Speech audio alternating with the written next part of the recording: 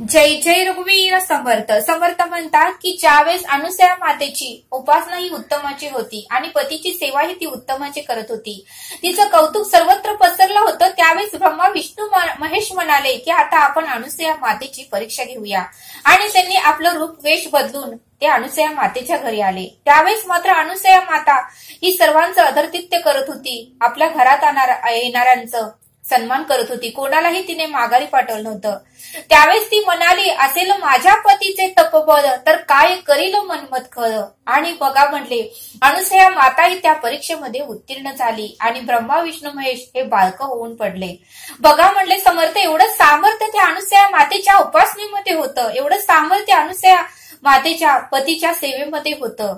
म्हणजे एवढं की बाहेर जरी पडली तर ऊन सुद्धा मंद मंद गतीने तिच्याकडे मंद गतीने ऊन सुद्धा पडत होतं, वारा सुद्धा मंद गतीने वाहत होता आणि जमीन सुद्धा माती तिला टोचू नये व तिने शाप देऊ नये म्हणून जमीन सुद्धा मौसूद होत होती. एवढे पंच महाभूत सुद्धा अनुसया मातेला घाबरत होते, एवढी ताकदीची तिची उपासना आणि एवढं ताकदीचं तिचं पतीची सेवा होती असं समर्थ आपल्याला ते सांगतात.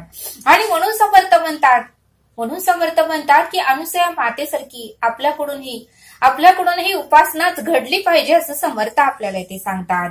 समर्थ म्हणतात की सुख शांती आणि समाधान हे आपल्यापाशीच असतं आणि आपण बाहेर शोधायला जातो. ज्यावेळेस हरणीला कस्तुरी कोटा आहे हे तिला माहिती नसतं आणि ती सगळीकडे धाव घेते, सगळीकडे पळते, तिला वाटतं इकडे असेल तिकडे असेल आणि ती वास येईल तिकडे पळते आणि शेवटी दमते आणि एका ठिकाणी आपलंच डोकं आपल्या पोटामध्ये घालून झोपी जाते.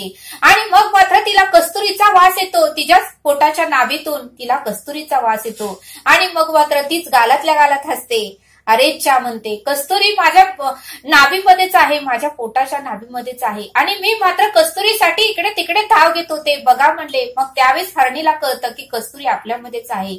तसं आपली गत आहे असं समर्थ आपल्याला ते सांगतात. आपण म्हणतो इकडे सुख मिळेल, तिकडे सुख मिळेल, इकडे शांती मिळेल, तिकडे समाधान मिळेल, पण परब्रह्म ईश्वर आपल्या हृदयातच आहे हेच आपण विसरून जातो. सुख शांती आपल्या हृदयातच आहे हेच आपण विसरून जातो असं समर्थ आपल्याला ते सांगतात. आणि म्हणून समर्थ म्हणतात की त्या हरणासारखी आपली ही अवस्था आपण करून घेतली आहे असं समर्थ आपल्याला ते सांगतात. श्रवंत म्हणतात की श्रवणे चुके अधोगती. जसं आपण एक आठवडाभर जर घर स्वच्छ केलं नाही तर घरामध्ये धुळा साठतो, एक महिनाभर जर शेतीकडे गेलो नाही तर बाबी उगवतात, तसं जर श्रवण आपण चुकवलं तर आपल्यामध्येही रजोगुण वाढणार आहे, तमोगुण वाढणार आहे, मत्सर वाढणार आहे, क्रोध तिरस्कार हे सर्व काही विषय आपल्यामध्ये वाढणार आहेत. आणि म्हणूनच मंगलाचरणामध्ये समर्थांनी शेवटची ओळी लिहिली आहे, श्रवणे चुके अधोगती, मनाशो विश्रांती समाधान, जयाचा भावार्थ जैसा तयास लाभ तैसा, मत्सरी करी चुपोसा तयास त्याची प्राप्ती. ही ओळी समर्थ रामदास स्वामींनी मंगलाचरण समासामध्ये लिहून ठेवलीच आहे असं समर्थ आपल्याला इथे सांगतात. समर्थ म्हणतात की बरेच जण म्हणतात की आई वडील वयस्कर झाले त्यांचा काय उपयोग नाही, पण समर्थ म्हणतात एक ना एक दिवस आपणही वयस्कर होणार आहेत. आई वडील वयस्कर जरी असले तर ते घराची राखण करतात, लहान मुलासह त्यांचा सांभाळ करतात, त्यांच्याकडून आपल्याला भरपूर अनुभव आपल्याला शिकायला मिळतो आणि ते म्हणजे घराची प्रॉपर्टी आहे, घराची संपत्ती आहे असं समर्थ आपल्याला इथे सांगतात. आणि म्हणून समर्थ म्हणतात की त्यांचं आपल्याला 2 टाइम दर्शन घेता आलं पाहिजे आणि त्यांच्याकडूनही आपल्याला अनुभव हे ऐकता आले पाहिजे असं समर्थ आपल्याला ते सांगतात. समर्थ म्हणतात की ज्यावेळेस आपण जेवायला बसतो त्यावेळेस आपल्याला श्लोक म्हणूनच जेवायला बसता आलं पाहिजे. वदन कवल घेता नाम घ्या श्रीहरीचे, सहज हवन होते नाम घेता फुकाचे, जीवन करे जीवित्व अन्न हे पूर्ण ब्रह्म, उदन भरण लोहे जाणे जे यज्ञ कर्म. असं जर श्लोक म्हणून आपण जर जेवायला बसलो तर त्या जेवणामध्ये जे काही आपल्याला विषबाधा होणार आहे तर ती सुद्धा होणार नाही, ती सुद्धा नाहीशी होईल आणि ते जेवण उत्तम असं अमृत बनेल असं समर्थ आपल्याला ते सांगतात. समर्थ म्हणतात की विज्ञानाने बऱ्याच गोष्टीचा शोध लावलेला आहे, पण विज्ञानाने मात्र रक्त तयार करणाऱ्या मशीनचा शोध लावला नाही. विज्ञानाने मात्र लाळ तयार करण्याच्या मशीनचा शोध लावला नाही, विज्ञानाने मात्र किडनी बनवण्याच्या मशीनचा शोध लावला नाही असं समर्थ आपल्याला इथे सांगतात. बघा म्हटले समर्थ, किती जरी विज्ञान पुढे गेलं तरी विज्ञानाने या गोष्टींचा शोध लावलाच नाही असं समर्थ आपल्याला इथे सांगतात. विज्ञान सर्व काही करू शकला, पण विज्ञान काळाला रोखू शकला नाही. विज्ञान सूर्य उगवायला रोखू शकला नाही, की विज्ञान चंद्र उगवण्यासाठी रोखू शकला नाही. विज्ञानाने सर्व काही शोध लावला, पण मृत्यू हा ज्यावेळेस आपल्याला येणार आहे त्यावेळेसच येतो. विज्ञान हा मृत्यू रोखू शकत नाही असं समर्थ आपल्याला ते सांगतात. आणि म्हणून समर्थ म्हणतात की परब्रह्म ईश्वर हा त्रिकाल ज्ञानी आहे, विज्ञानाच्याही पुढचा आहे असं समर्थ आपल्याला ते सांगतात. समर्थ म्हणतात की एखाद्या व्यक्ती जर उत्तमाचं त्याच्यामध्ये गुण असेल, एखाद्या व्यक्ती जर उत्तमाचं जर काम करत असेल तर त्या व्यक्तीचं आपल्याला भरभरून कौतुक करता आलं पाहिजे. कारण आपलं तोंड गोडाचं जर आहे, मग त्यातून गोड शब्दच वाहू द्या. एखाद्या व्यक्तीचं जर कौतुक केलं तर गिफ्ट देण्यापेक्षाही तिला उत्तमाचा आनंद होईल. एखादं गिफ्ट दिल्यावर त्या व्यक्तीला आनंद होईल, त्याच्या दुप्पट तिचं कौतुक केल्यावर तिला आनंद होतो असं समर्थ आपल्याला ते सांगतात. आणि म्हणूनच समर्थ म्हणतात की चांगल्या कामाची स्तुती आपल्याला करता आलं पाहिजे, चांगल्या कामाचं आपल्याला कौतुक या मुखातून आपल्याला करता आलं पाहिजे असं समर्थ आपल्याला ते सांगतात. समर्थ आपल्याला एक कथा सांगतात. सद्गुरु चरित्र अध्याय 38 त्याच्यामधली समर्थ आपल्याला कथा सांगतात. बघा म्हणले समर्थ, अन्नपूर्तिका सहस्त्र भोजन नाम आणि त्या अध्यायामध्ये भक्ताची लाज राखली. त्या अध्यायामध्ये गुरुदेवानी भक्ताची राज लागली. बघा म्हटले समर्थ, ज्यावेळेस नामधारक सिद्ध योगींना म्हणाला की 38 अध्याय मला व्यवस्थित आणि उत्तमाचं समजावून सांगा, त्यावेळेस मात्र सिद्ध योगी हा नामधारकाला उत्तमाचा 38वा अध्याय समजावून सांगू लागले. गाणगापुरामध्ये ज्यावेळेस सद्गुरू वास्तव्याला होते त्यावेळेस सगळे लोक श्रीमंत लोक रोज द्रव्य आणून देत होते आणि त्यामुळे गाणगापुरात रोज भोजन असायचं, रोज अन्नदान केलं जायचं. ते सर्व काही द्रव्याचा वापर हा अन्नदानासाठीच केला जात होता. आणि मग मात्र गाणगापुरामध्ये एक सद्गुरूंचा भास्कर हा भक्त होता आणि तो मठामध्ये भास्कर हा भक्त होता आणि तो मठामध्ये आला होता. आणि त्यानेही अत्यंत भक्तिभावाने गाणगापुराच्या मठात अन्नदान करण्यासाठी त्याने आपल्याकडे जे काही होतं ते आणलं. पण त्याच्याकडे एवढं काही सिद्धा कमी होती की 3 लोक जेवतील एवढंच त्याच्याकडे सिद्धा होती. त्यावेळेस मात्र भास्कराची सर्व काही आजूबाजूचे शिष्य, आजूबाजूचे मित्र चेष्टा करू लागले. अरे भास्करा, एवढं दिवस झालं तो इथं भोजन करत आहे, प्रत्येक जण ब्राह्मण भोजन घालत आहे, तू मात्र जेवण करत आहे आणि आता तू सिद्धा एवढीशी आणली की 3 लोकही जेवू शकत नाहीत. असं काय रे तू, एवढा का चिकट आणि एवढा का तुझं गरीब अवस्था. त्यावेळेस बिचारा तो तरी काय करणार, त्याची गरीब परिस्थिती होती, त्याच्याकडे जेवढं काही होतं ते मनभावनाने त्याने आणलं होतं. पण 3 लोक जेवतील एवढंच आणलं होतं. पण त्याची श्रद्धा होती, भक्ती होती, निष्ठा होती, नामस्मरण होतं आणि सद्गुरु चरणावर विश्वास होता. आणि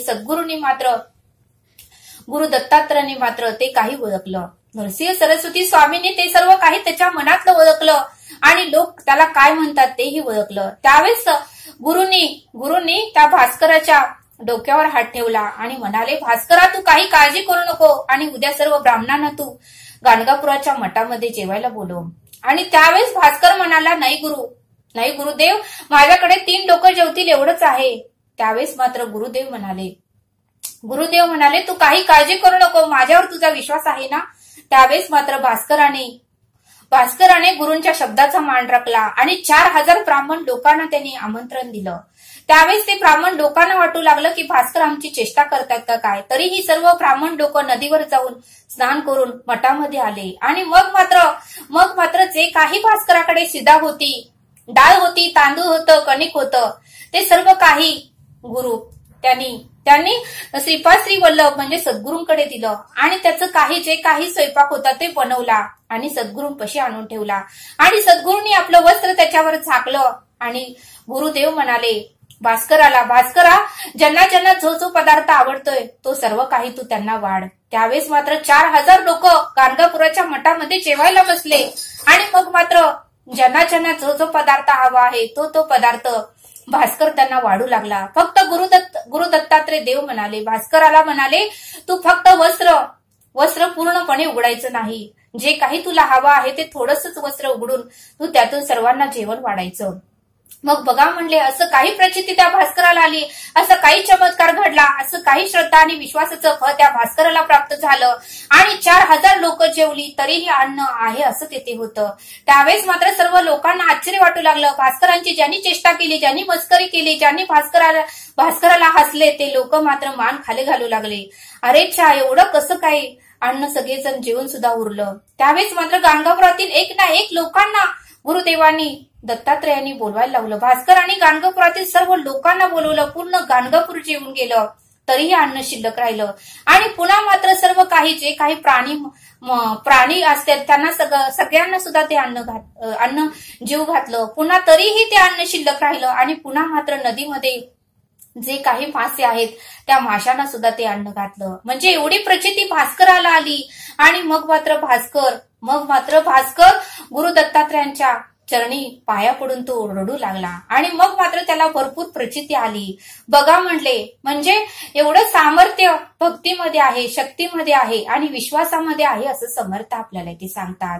आणि मग मात्र गाणगापुरातील सद्गुरु श्रीपाश्री वल्लभ यांची कीर्ती सर्वत्र झाली आणि त्रैमूर्ती दत्तात्रय हे अवतार आहे. त्रैमूर्ती हा दत्तात्रयांचाच अवतार आहे हे सर्वांनी मान्य केलं आणि सर्व शिष्य सद्गुरूंच्या चरणी विनम्र झाले आणि ज्यांनी भास्कराची चेष्टा केली ते सर्व काही गुरूंच्या चरणी जाऊन त्यांची माफी मागू लागले. बघा म्हणले, म्हणजे जर भक्तीने, श्रद्धेने, निष्ठेने जर आपण काही एखादं काम केलं तर त्याचं फळ, त्याची प्रचिती आपल्याला नक्कीच येते असं समर्थ आपल्याला ते सांगतात. आणि म्हणून समर्थ म्हणतात की बरेच सद्गुरु चरित्र अध्यायामध्ये बरेच अनुभव लोकांना आले. एका प्रेताला सुद्धा परब्रह्माने, ईश्वराने, दत्तात्रयांनी जिवंत केले. वाळलेल्या झाडालाही पालवी फुटली आणि विक्रम भारतीला विश्वरूप दाखवले. वांज म्हैस होती, ती सुद्धा धुप्ती केली. कुष्ठरोग झालेला ब्राह्मण सुद्धा बरा झाला आणि 60 वर्षाच्या वृद्ध महिलेलाही मुलं झाली असं समर्थ आपल्याला इथे सांगतात. आणि म्हणून समर्थ म्हणतात की विणकरी भक्ताला सुद्धा काशी यात्रा घडवली आणि असे गुरूंच्या लीला अपरंपार आहेत आणि नरसिंह सरस्वती दर्शनाने सर्व इच्छा तत्काळ पूर्ण होतात. फक्त मनोभावे आपल्याला त्यांची पूजा, सेवा आणि नामस्मरण आणि त्यांच्यावर विश्वास ठेवता आलं पाहिजे असं समर्थांनी आपल्याला अशा प्रकारे 38वा अध्याय समजावून सांगितला. आणि त्यावेळेस भास्कराची लाज हे दत्तात्रयांनी, नरसिंह सरस्वतींनीच भास्कराची लाज राखली आणि सर्वांनी भास्कराची माफी मागितली. अशा प्रकारे हा 38वा अध्याय इथे समाप्त होतो असं समर्थांनी आपल्याला इथे सांगितलं. तरी आता आपण येथेच थांबूया. धन्यवाद. जय सद्गुरू.